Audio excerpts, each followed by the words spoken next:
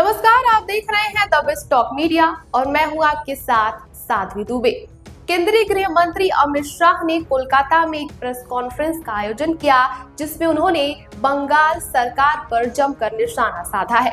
उन्होंने ममता बनर्जी के उस बयान को लेकर उनका घेराव किया, जिसमें उन्होंने कहा था कि एक सीमित समय यानी कि शाम 7 बजे के बाद से महिलाओं और बेटियों को घर से बाहर नहीं निकलना चाहिए।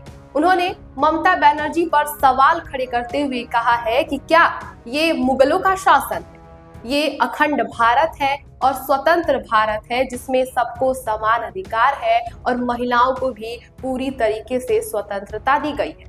उन्होंने कहा कि पिछले 15 सालों से बंगाल में घुसपैठियों, अराजकता और भ्रष्टाचार का माहौल है। इसी के साथ उन्होंने दावा किया कि 2026 में जब भाजपा की सरकार आएगी तो उसके बाद से चुन चुन कर एक एक घुसपैठियों को बाहर निकाला जाएगा।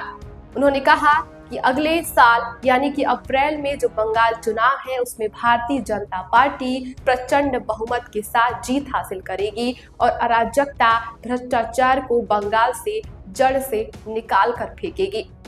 इस दौरान केंद्रीय गृह मंत्री अमित शाह ने और किन मुद्दों का जिक्र किया, आइए दिखाते हैं इस वीडियो में। तृणमूल कांग्रेस के 15 साल के शासन में भय, भ्रष्टाचार और कुशासन और विशेषकर घुसपैठ से बंगाल की जनता चिंतित भी है, भयभीत भी है और आशंकित भी है।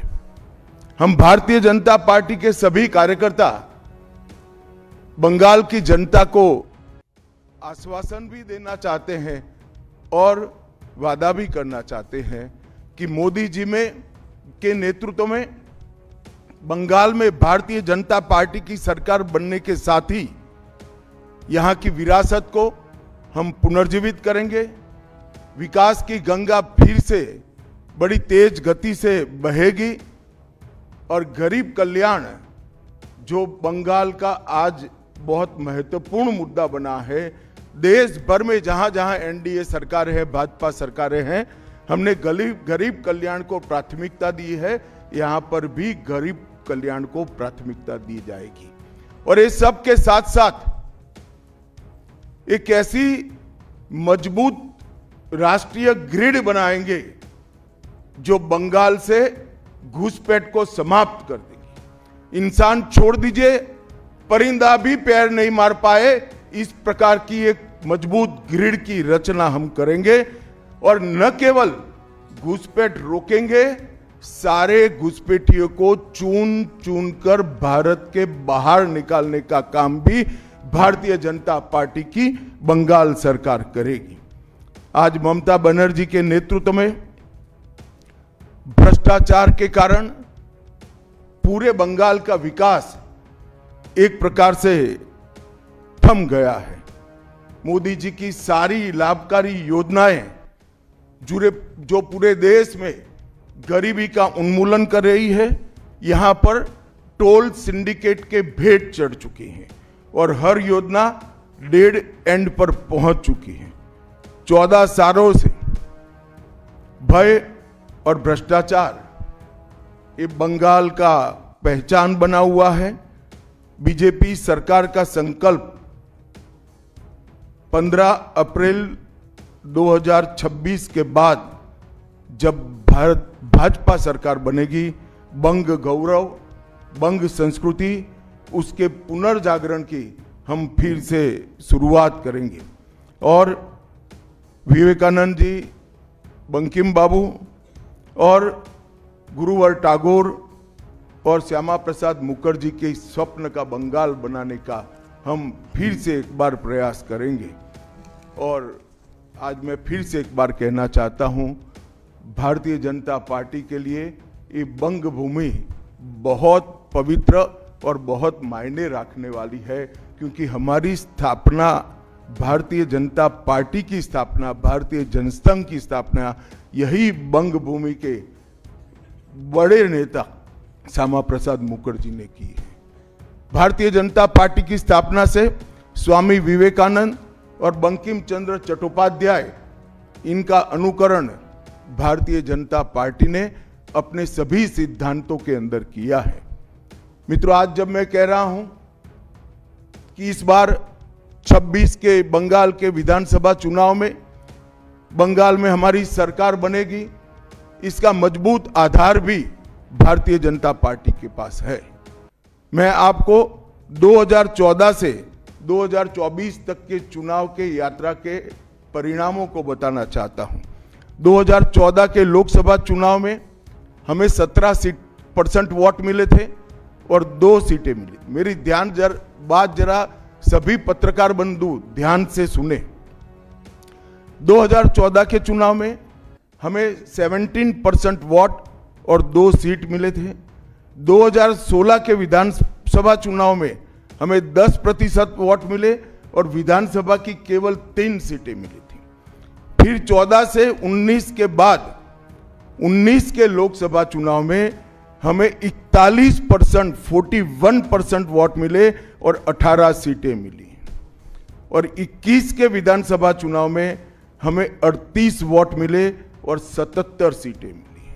ये बहुत बड़ा अंतर है। जिस पार्टी को केवल 3 सीट मिले थे, वो पार्टी 5 साल के ही अंतराल में 77 सीट प्राप्त करी।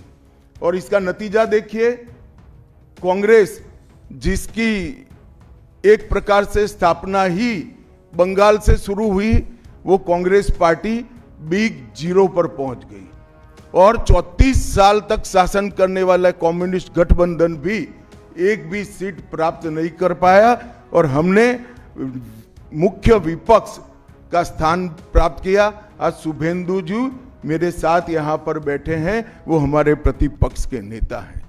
24 के चुनाव में भी हमने 39% वोट प्राप्त किया, 12% सीट प्राप्त की, 12 सीटें प्राप्त की और 26 में हम निश्चित रूप से प्रचंड बहुमत के साथ भारतीय जनता पार्टी की सरकार बनाने वाले हैं। मित्रों, ये 24 से अब तक का समय भारतीय जनता पार्टी के लिए बहुत शुभांकर सिद्ध हुआ है। 24 में लगातार तीसरी बार नरेंद्र मोदी जी इस देश के प्रधानमंत्री बने। उसके बाद महाराष्ट्र में, हरियाणा में, दिल्ली में और अब बिहार में भारतीय जनता पार्टी की सरकारें बनी हैं। 24 के चुनाव में उड़ीसा और आंध्र प्रदेश में भी पूर्ण बहुमत की भाजपा की और एनडीए की सरकार बनी है। मुझे पूरा भरोसा है कि 2026 में बंगाल में 2/3 बहुमत के साथ भारतीय जनता पार्टी की सरकार बनेगी। ये बंगाल की जनता तय कर बैठी है। मित्रों, जहां पर भी बंगाल में जाते हैं, पूरे बंगाल की जनता घुसपैठियों से त्रस्त है। क्या कोई राज्य सरकार ऐसी हो सकती है जो घुसपैठियों की पनाहगाह अपने राज्य को बना दे? राष्ट्रीय सुरक्षा पर कितना बड़ा खतरा है, इसका जवाब बंगाल की मुख्यमंत्री ने बंगाल के चुनाव में दे। घुसपैठ रोकने के लिए उनके पास क्या योजना है? आर्टिकल 370 हटता है, वो विरोध करती है। सीएए लाकर बंगाल के शरणार्थियों को नागरिकता देने का हम कार्यक्रम करते हैं, वो विरोध करती हैं। और वो ठीकरा फोड़ते हैं कि बीएसएफ है, वो रोक नहीं रही है। ममता जी, मैं आज आपको इस सार्वजनिक प्रेस वार्ता में पूछना चाहता हूं कि कौन सी सरकार है बांग्लादेश की पूरी सीमा पर जो वाड़बंदी करने के लिए, बॉर्डर पर फेंसिंग करने के लिए जमीन नहीं देती है? अगर आप जवाब न दे पाए तो मैं ही देता हूं। आपकी ही सरकार है जो जमीन नहीं देती है, जिसके कारण फेंसिंग का काम समाप्त नहीं होता है। फिर भी भौगोलिक रूप से कठिन सीमा पर से कोई घुस कर आता है तो कहां जाता है? सबसे पहले बंगाल के गांव में जाता है। आपका पटवारी क्या कर रहा है? आपका थाना क्या कर रहा है? क्यों इसको अरेस्ट नहीं किया जाता? क्यों उस पर केस दर्ज नहीं होता? क्यों इसको वापस भेजा नहीं जाता? जवाब है क्या आपके पास? क्या बंगाल की मुख्यमंत्री जवाब दे सकती है कि असम में घुसपैठ क्यों बंद हो गई? त्रिपुरा में घुसपैठ क्यों बंद हो गई? गुजरात और राजस्थान की बॉर्डर पर घुसपैठ क्यों नहीं होती है? पंजाब की बॉर्डर पर घुसपैठ क्यों नहीं होती है? कश्मीर की बॉर्डर पर घुसपैठ क्यों नहीं होती है? सिर्फ बंगाल में क्यों होती है? क्योंकि आपकी निगहबानी में घुसपैठ कराई जाती है और बंगाल को धीरे धीरे डेमोग्राफी चेंज कर आप आपकी वोट बैंक को पुख्ता करनी चाहिए।